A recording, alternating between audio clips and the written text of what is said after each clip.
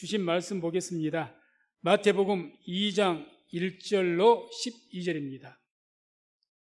마태복음 2장 1절로 12절 말씀을 교독하겠습니다. 제가 먼저 1절을 봉독합니다. 헤롯 왕 때에 예수께서 유대 베들레헴에서 나심에 동방으로부터 박사들이 예루살렘에 이르러 말하되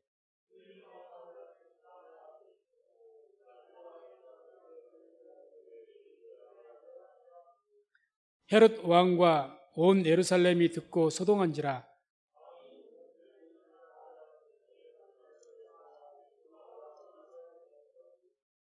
가로되 유대 베들레헴이오니 이는 선지자로 이렇게 기록된 바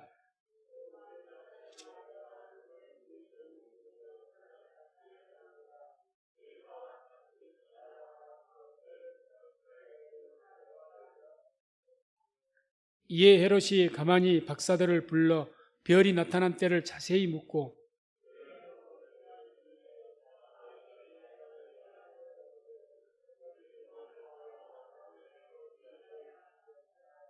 박사들이 왕의 말을 듣고 갈새 동방에서 보던 그 별이 문득 앞서 인도하여 가다가 아기 있는 곳 위에 머물러 섰는지라. 집에 들어가 아기와 그 모친 마리아에 함께 있는 것을 보고 엎드려 아기께 경배하고 보배압을 열어 황금과 위향과 모략을 예물로 드리니라.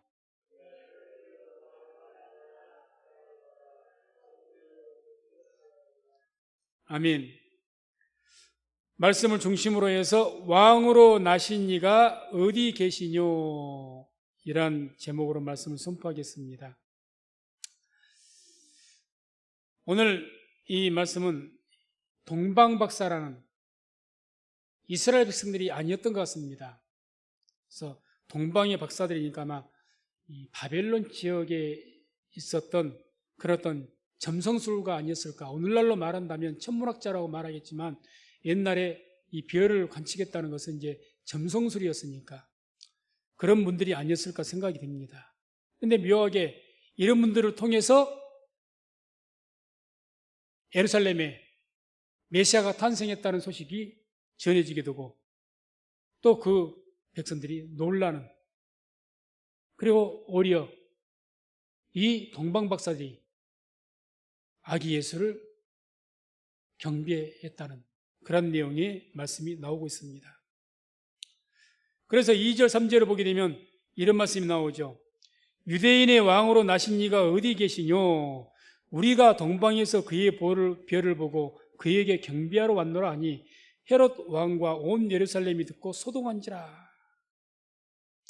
헤롯 왕이 듣고 놀랬던 것은 그럴 수 있다고 치죠. 왜 놀랬느냐? 자기가 왕인데, 아니 동방에서 아마 이 점성술가 이 사람들 아마 바벨론 그쪽 지역에서 이 왕의 측근 내지는 아마 적어도 어떤 대신 굉장히 고위 관료 정도 되지 않았을까 추측을 합니다. 옛날 고대에는 그랬으니까.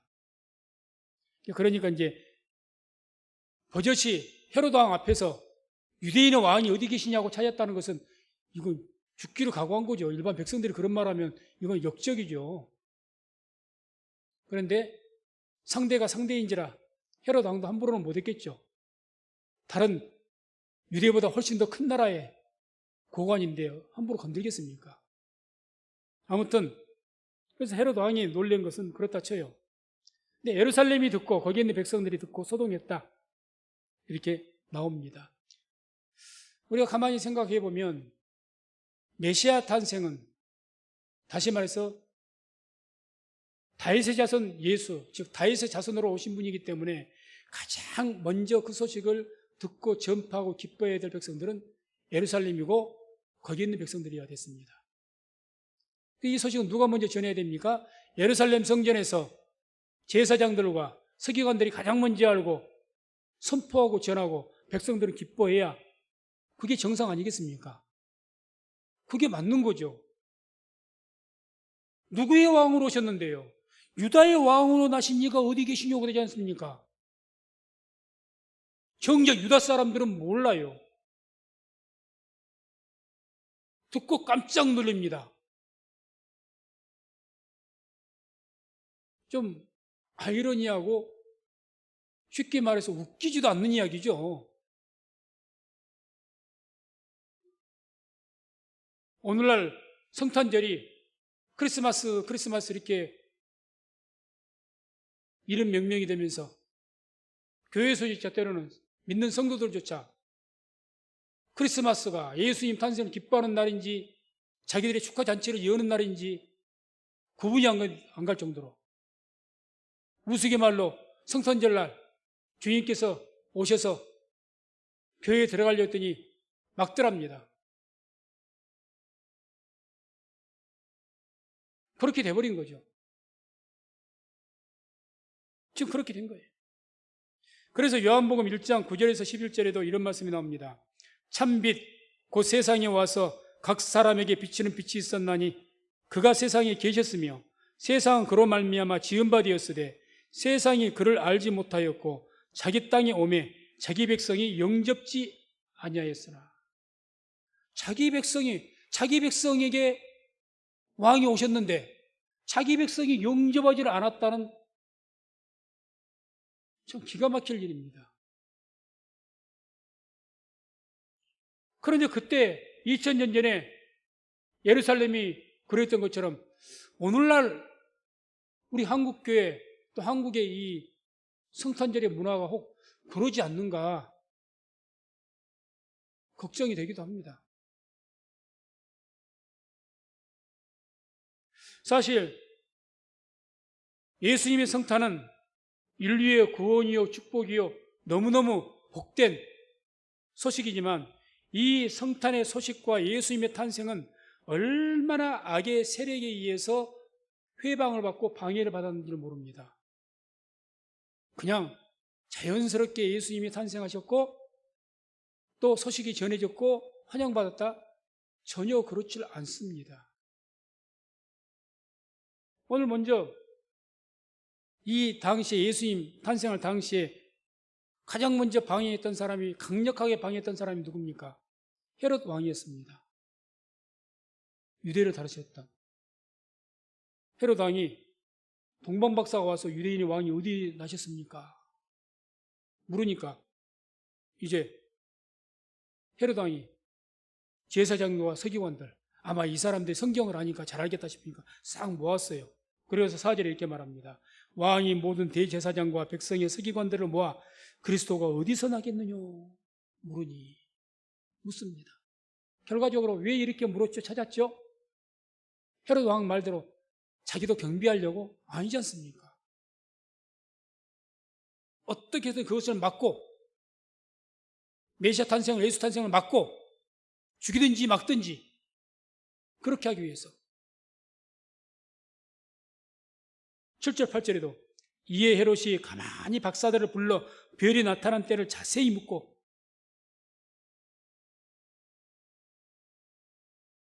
이 동문 박사들이 와서 별을 보고 따라왔다 그러니까 불러다가 언제 별이 나타났어? 왜?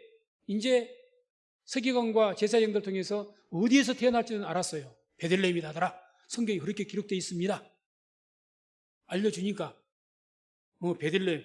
그러면 그 시점을 알아야 되지 않을까? 무조건 모든 얘기를 다 죽일 수는 없는 것이고 또 언제 죽여야 될지 언제 그 별이 나타났습니까? 묻는 거죠. 왜 물었습니까? 그 나타난 때를 기준으로 해서 싹 죽여버리려고. 실제로 그렇게 했지 않습니까? 실제로. 그래서 16절 보겠습니다. 마태복음 2장 16절 함께 합독하죠. 이에 헤롯이 박사들에게 속은 줄 알고 심히 노하여 사람을 보내어 베들레헴과 그 모든 지경 안에 있는 사내 아이들을 박사들에게 자세히 알아본 그때를 표준하여 2살부터 그 아래로 다 죽이니 그 아이의 숫자가 2년 정도 되는 그 기간을 통해서 태어난 아이들을 다 죽였다고 하니까 그 아이가 수백 명이 될지 수천 명이 될지는 모르겠지만 싹 죽여버린 겁니다. 어마어마한 학살이죠. 어마어마한 핍박이죠. 이러한 무서운 핍박 속에서도 메시아는 탄생을 하셨습니다. 또 헤롯 왕에 의해서만 반대받은 것이 아니죠. 해방된 게 자기 백성들에 의해서도 방해를 받은 겁니다. 이 자기 백성들은 이미 제사장들도 그렇고 서기관들도 그렇고 예수님의 탄생을 베들레헴에서 탄생하실 것을 말했지 않습니까?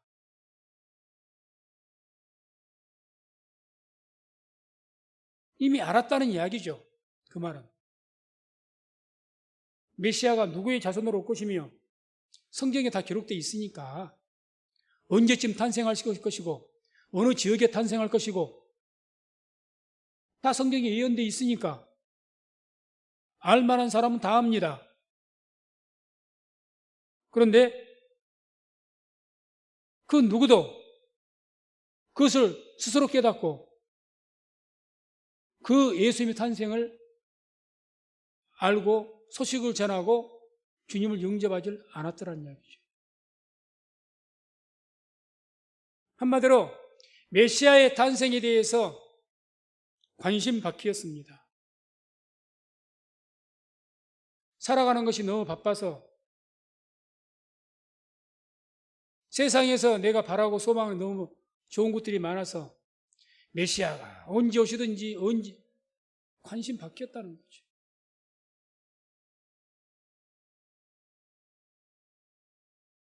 오늘날에도 우리에게 그러한 현상들이 있는 것을 얼마든지 볼 수가 있습니다. 복음에 대해서 모릅니까? 말씀에 대해서 모릅니까? 알만한 건 알죠. 그런데 이때 예루살렘 백성들처럼 복음이, 말씀이 뭐 별 관심 밖이에요. 그것은 어마어마한 회방이죠. 회방. 죄의 명령은 우리의 모두에게 엄중하게 유언으로 주신 명령은 복음을 전파라는 것이었습니다. 복음을 전파하라. 널리 전파하라. 때를 얻든지 못 얻든지 전파하라.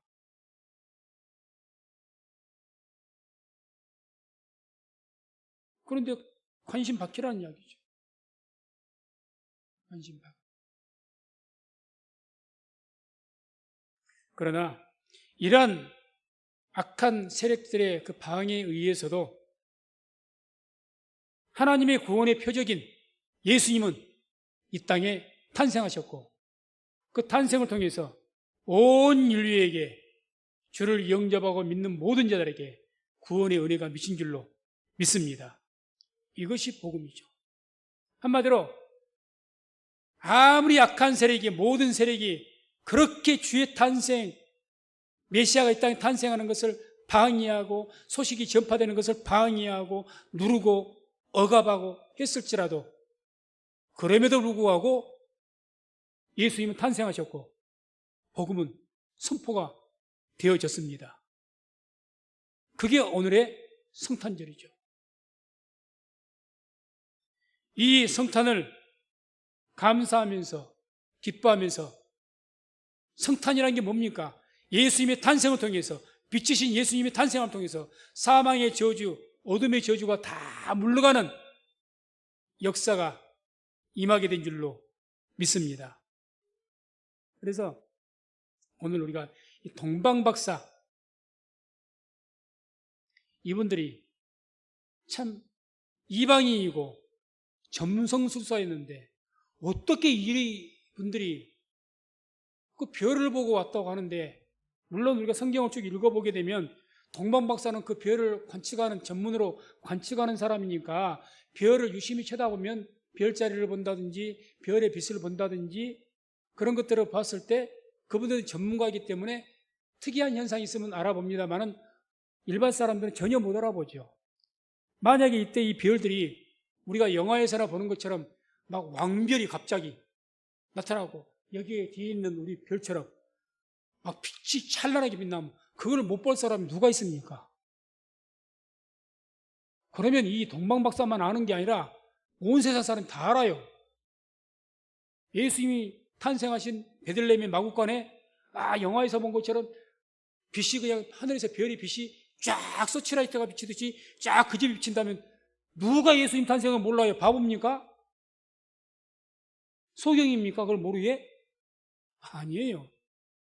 그런데 이 동방박사가 본 별은 천문학자들, 오늘날 같으면 천문학자들이 많은 경험을 보고 또는 특별한 관측을 통해서 봐야 알 수 있는 그런 모습입니다.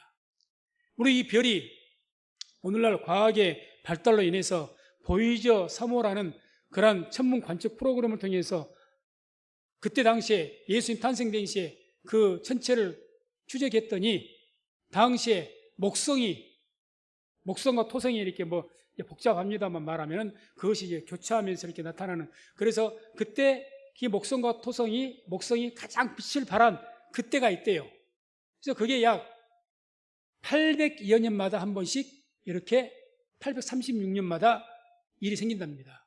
그래서 예수님 탄생 이전에도 이렇게 몇백 년, 이제 800 몇 년이 있었고 앞으로도 2550 몇 년에 그런 일이 또 있을 거라는 거예요.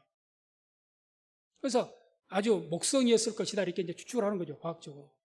아무튼 그 별을 보고 온 겁니다. 그래서 이분들이 성경을 알았다고 예수님을 메시아로 믿었기 때문에 이것을 발견하고 간 게 아니라 이 천문학자 당시 점성술가들에는 다 별을 보면서 뭘 예측합니까? 저걸 보고 이번에 위대한 인물이 하나 태어나겠는데, 위대한 인물이 하나 죽겠는데, 이런 걸 점치는 사람들이거든요. 우리나라에서도 그런 이야기 있지 않습니까? 별을 보고 올해는 별을 보니까 참 뭔 일이 있을 것 같다. 우리는 모르죠. 그래서 이 동방박사도 그랬을 거라는 거예요. 그러다가 이게 이렇게 별이 빛이 나고 특별한 별이 기이한 현상이 지금 있는데 이게 대체 무슨 일이 일어나려고 이러느냐. 그래서 아마 연구를 하고 추적했을 것 같습니다. 그러다가 유대에 알아봤더니 성경에 메시아가 이때 탄생한다고 기록되어 있었다는 거죠. 그러니까 그것을 보고 이 별이 나타난 것은 이 예루살렘에서, 유대에서 메시아가 탄생하겠다는 그런 의미로 지금 이 별이 나타났구나. 그걸 알고 찾아온 겁니다. 그래서 준비해서 유대의 왕, 메시아를. 그러니까 이분들 성경의 전문가들은 아니었기 때문에 어디서 태어난지는 몰랐던 거예요. 베들레헴을 헤롯 덕분에 알았던 거죠. 아무튼 이 동방박사는 물론 이방인들이지만 그 예수님을 경배하기 위해서 한편으로는 먼 길도 왔지만, 정성들의 예물을 가지고도 왔지만 자신들의 때는 목숨도 걸고 온 겁니다. 서두에 제가 말씀드린 것처럼 왕 앞에서 왕을 찾아요. 헤롯 왕 앞에서 헤롯이 유대인의 왕이에요. 유대의 왕입니다. 왕 앞에서 유대의 왕이 어디 있느냐. 잡아 가두면 어쩔 거예요. 아무튼 그런 어려움들을 무릅쓰고 모든 억압과 핍박을 무릅쓰고 주님의 탄생을 축하하고 경배하기 위해서 이 땅에 온, 그 유대 땅에 온 동방박사, 그런 믿음과 은혜가 우리에게도 충만하기를 주의 이름으로 축원을 드립니다. 그래서 아무튼 성경을 쭉 보게 되면 정작 유대의 백성들이 그 소식을 가장 먼저 알아야 되겠고, 그리고 그 소식을 전해야 되고 선포해야 되는데 그러지 못했어요. 그래서 하도 이 백성들이 모르니까 하나님께서 천사들을 통해서 알려주십니다. 전혀 모르니까. 누가복음 2장을 보세요. 목동들이 눈치챘나요? 천사가 나타나서 말씀해 준 것 아닙니까? 야, 베들레헴 동네에 빨리 내려가 봐라. 거기서 너희의 구주 메시아가 탄생하셨다. 알려준 거예요.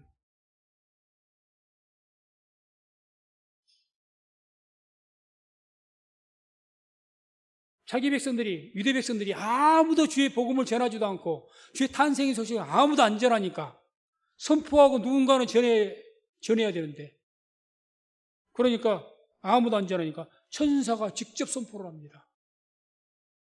누가복음 2장 13절 14절 호련히 허다한 천군이 그 천사와 함께 있어 하나님을 찬송하여 가로되 지극히 높은 곳에서는 하나님께 영광이요 땅에서는 기뻐하심을 입은 사람들 중에 평화로다. 이 배경에는 하나님의 얼마나 답답하고 슬픈 마음이 있었겠습니까?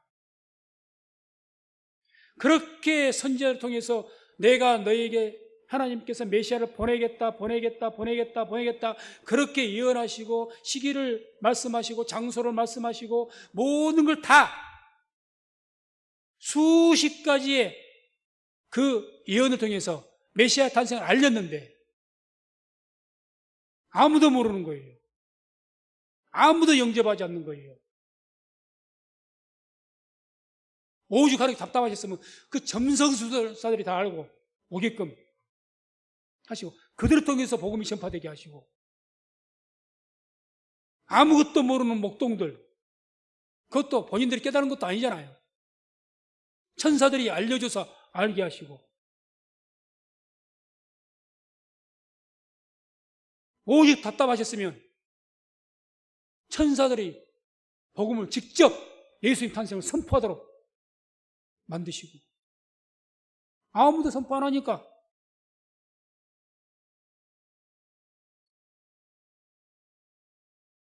그 이후에 예수님 탄생하시고 30여 년이 지난 이후에 그때 비로소 한 사람이 예수님이 오셨다고 구원자가 오셨다고 증거합니다. 그게 누굽니까? 세례 요한입니다. 30년 뒤에 처음으로 그것도 세례 요한인데 하나님께서 미리 예비하신 그런 선지자죠. 요한복음 1장 6절 7절 보면 하나님께로서 보내심을 받은 사람이 났으니 이름은 요한이라 저가 증거하러 왔으니 곧 빛에 대하여 증거하고 모든 사람으로 자기를 인하여 믿게 하려 함이라. 하나님께서 보내신 거예요. 세례 요한도 미리 광야에 외치는 자의 소리로서 이사야서에 미리 예언되어 있는 그런 사람이었죠. 다시 말해서 하나님께서 예비하심을 통해서 세례 요한을 통해서 예수님이 오셨다고 증거하게 만든 거죠. 너희의 메시아가 오셨다. 어떻게 증거합니까? 요한복음 1장 29절 같이 한번 보죠. 세례 요한이 어떻게 증거했는지 합독합니다. 이튿날 요한이 예수께서 자기에게 나오심을 보고 가로되 보라 세상 죄를 지고 가는 하나님의 어린 양이로다. 아멘. 어떻게 이분이 메시아다. 이미 오셨다. 그거 증거한 것 아닙니까? 너희가 그토록 갈망했던 메시아 이런 말도 숨어 있겠죠. 30년 전에 이미 이 땅에 오셨는데 너희들은 뭐 했느냐? 이미 오셨다.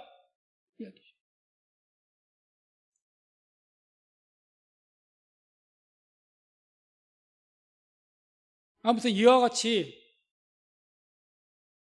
죄의 탄생과 이 복음의 소식은 악한 세력과 어둠의 영들에 의해서 사면을 에워싸면서 복음이 전파되지 못하게 만들고 예수님이 탄생하지 못하게 만들고 이렇게 억압했지만 30년 후에 세례 요한을 통해서 복음이 전파되게 하시고 그 복음의 길, 주의 길이 예비되게 하시고 그를 통해서 온 땅에 하나님의 역사신 가운데 복음이 전파가 된 줄로 믿습니다. 이와 같이 죄 탄생의 기쁜 소식, 이 복음은 그 무엇으로도 막을 수가 없습니다. 왜? 복음 안에는 능력이 있기 때문에 그렇습니다. 빛 안에는 능력이 있기 때문에 그렇습니다. 어둠의 권세를, 모든 죄의 권세를, 악한 영의 권세를 물리칠 수 있는 권세가 그 안에 있기 때문에, 빛의 권세가 있기 때문에 그 어떤 어둠의 권세도 그것을 이기지 못하고 막을 수가 없는 줄로 믿습니다. 그래서 우리가 교회사를 보더라도, 우리나라 교회 역사를 보더라도 얼마나 이 땅에 교회가 세워지고 복음이 전파되는 것을 억압해 왔습니까? 많은 순교자들이 있었습니다. 저 북한 땅에도 저렇게 철통같이 복음을 못자라게 교회를 못 세우게 중국은 북한 같지는 않지만 아무튼 공산주의 국가에서는 종교를 아편이라고 몰아붙이면서 그렇게 핍박하는 데도 불구하고 그곳에 교회가 세워지고 중국은 이미 1억 명이 넘었습니다. 저 북한에도 지하교회에 숱하게 교회가 있고 믿는 사람들이 있다는 것입니다. 놀라운 일 아닙니까? 온 세상의 권력이 다 들어막는데 그래도 교회는 세워졌고 복음은 전파되는 것, 어떻게 설명을 해야 될까요? 그들에게 능력이 있어서 그랬습니까? 그렇지 않잖아요. 아무 힘이 없습니다. 힘이 없고 무능한데 어떻게 그렇게 강력하게 역사를 합니까? 복음 안에 능력이 있기 때문에, 예수 안에 능력이 있기 때문에 그 능력의 힘이, 빛의 권세가 모든 세력을 물리친 줄로 믿습니다. 그래서 빛을 믿는 우리에게 그런 권세가, 예수님의 탄생의 소식을 접한, 예수님을 영접한 우리에게 그런 빛의 권세가 우리에게도 있는 줄로 믿습니다. 그래서 마태복음 5장 14절에 너희는 세상의 빛이라 산 위에 있는 동네가 숨기우지 못할 것이요. 너희는 세상의 빛이다. 왜? 빛이신 예수님을 영접했기 때문에, 너희 안에 빛이 임해 있기 때문에 산 위에 있는 동네, 이 세상 권세가 숨기지 못할 것이다. 오늘날 우리가 현실 속에서도 복음이 전파되는, 계속해서 전해지는 그 중요한 시간대가 언제입니까? 예배 때죠. 여러 가지 이유를 통해서 예배 방해가 여러 가지 통해서 누르게 됩니다. 그럼에도 불구하고 어디에서든지 지금도 빛의 말씀인, 복음의 말씀인 또 예수의 성탄 소식은 지금도 전해지고 있고 또 앞으로도 주님 오신 그날까지는 전해질 것이고, 이 소식을 통해서 듣는 모든 자들에게 주의 구원의 은혜는 임하게 될 줄로 믿습니다. 우리가 세상의 온 모든 세력이, 온 어둠의 세력이 막을지라도 이러한 빛의 소식, 복음의 소식, 주의 탄생의 소식은 누를 수가 없는 것입니다. 마지막으로 누가복음 19장 38절에 40절 이 말씀을 한번 함께 합독하겠습니다. 가로되 찬송하리로다 주의 이름으로 오시는 왕이여, 하늘에는 평화요 가장 높은 곳에는 영광이로다 하니, 무리 중 어떤 바리새인들이 말하되 선생이여 당신의 제자들을 책망하소서 하거늘 대답하여 가라사대 내가 너희에게 말하노니 만일 이 사람들이 잠잠하면 돌들이 소리 지르리라 하시니라. 아멘. 이 내용이 어떤 말씀인 줄 아십니까? 예수님께서 예루살렘에 입성하셨습니다. 그러니까 많은 백성들이 와서 호산나 찬양을 하면서 예수님을 찬양하면서 뭐라고 합니까? 주의 이름으로 오시는 왕이여, 하늘에는 평화요 가장 높은 곳에는 영광이로다. 천사가 했던 소리하고 똑같죠. 아까 막 선포하는 겁니다. 그러니까 바리새인들이, 종교인들이 나와가지고, 지도자들이 나와갖고, 아니 예수님에게 선생이여 지금 저들을 잠잠케 하시라고 찬양 못하게 하는 거예요. 막 맞게 하는 거예요. 그럼 예수님이 뭐라고 하신 거예요? 만일 이 사람들이 잠잠하면 돌들이 소리 지를 것이다. 이게 무슨 의미죠? 너희가 모든 권세와 능력을 가지고 다 입을 틀어 막아봐라. 저 생명이 없는 돌들이 찬양하며 하나님께 영광 돌리고 저 돌들이 복음을 전할 것이다. 이렇게 말씀한 거죠. 그게 무슨 말씀입니까? 너희가 아무리 주의 복음의 소식을 막으려고 해도, 그 주의 복음을 막으려고 해도 어디를 통해서든지 복음은 전파될 것이다. 그 이야기입니다. 그 이야기죠. 돌들이 소리를 칠 것이다.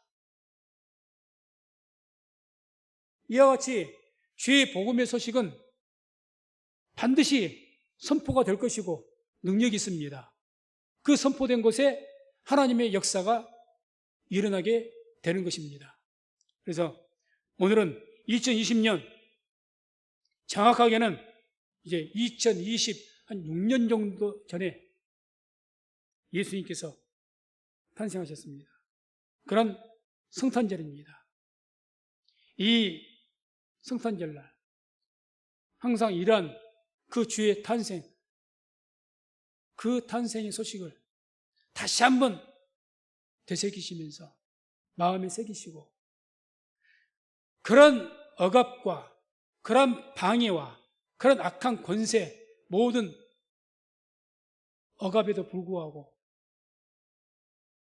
예수님이 이 땅에 탄생하셨고 복음은 전파되었고 무고한 그런 역사를 통해서 지금까지 복음은 전파되고 있고 교회는 세워지고 있다는 사실을 생각하시면서 우리는 주의 백성들입니다. 빛의 자녀들입니다. 어디에서든지 우리가 전하지 않으면 돌들이 소리칠 겁니다.